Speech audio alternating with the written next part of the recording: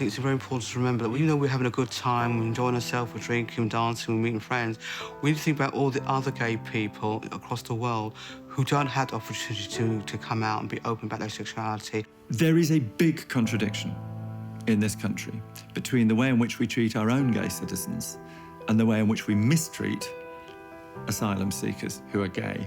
I came to the UK because I'm running away from persecution in Uganda. Originally, I come from Uganda. I was put in a prison just because they thought I was promoting homosexuality. In my home, my family totally rejected me. I had cigarette burns all over my body, fresh wounds. I was really, really afraid to live there in Uganda. That was what was in my mind, that if they don't kill me, I'll kill myself. We are very, very bad at accepting asylum seekers from other countries where they are in danger. I had a bad experience at the interview at the Home Office. I felt some sort of homophobic reaction from the interviewer. And what we do is we ask them to prove that they are gay. From the immigration, the first person you get contact with who is gonna support you when they tell you you're not gay, then I see as discrimination. Because I'm black, I can't be gay. And then I said, I'm seeking asylum because I'm running away from persecution from Uganda because of my sexuality as a lesbian. As I was saying that, she was writing, looking down. Once I mentioned as a lesbian, she looked at me and said, do you know how many I've heard of about that today? You don't know even if these people you're talking to are human beings or not, because the question they're asking, they don't make sense whatsoever.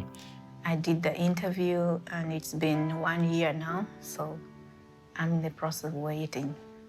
So I lost trust in the system, I lost trust in everything. Well, there's a fashion at the moment that sort of says here in the UK, we're done. You know, all the boxes have been ticked, we're over. And I don't think that's true. I just think the thing has changed. For me, it's about, not so much at the moment this country, it's about abroad. Even if I'm not being granted asylum, I will continue fighting for my rights as an activist of a gay community. Homosexuality is still criminalised in nearly 80 countries around the world. Like I say, I come from Jamaica. There is no gay pride. And, you know, if you try and organise one, it's not going to happen. More than half of these countries are members of the Commonwealth, which is an association of nations that has a charter which pledges commitments to human rights and personal freedom. There's nothing for us back home. Nothing.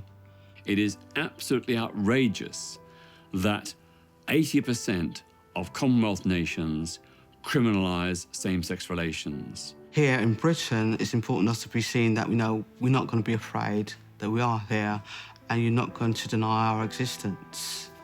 Something very interesting is happening in the world. And it's easy to focus on the negative, to see the anti-homosexual bill in Uganda, the way in which President Putin is behaving, to use but two examples. And it's easy to look at that terrible negativity and draw from it only a negative conclusion. But ironically, the reason that they're being so conservative and so reactionary is that we're growing. The genie's out of the bottle. There are activists now in countries where 10 years ago you wouldn't dream of there being activists. And so this repressive reaction is actually a reaction to increasing power, increasing visibility. So in a sense, what's happening in the world is the emergence of a really global gay movement. And that's very exciting.